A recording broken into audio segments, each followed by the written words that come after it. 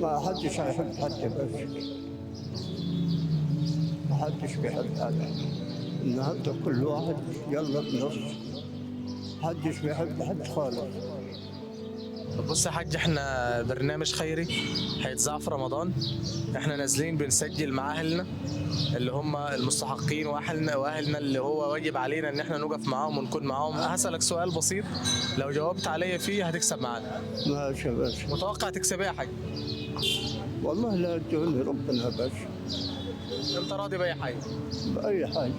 أنا بتوقع أي حاجة آكل منها لقمة عيش. طب ولو جاوبت معانا وما كسبناكش؟ نعم، ولو جاوبت معانا وما كسبناكش؟ والله رزق على الله، رزق على الله. على الله. الحمد لله. يعني بقول الرزق، الرزق على الله، بس ربنا بيسبب الناس الحلوة اللي زي حالها، يعني الأرزاق بالله.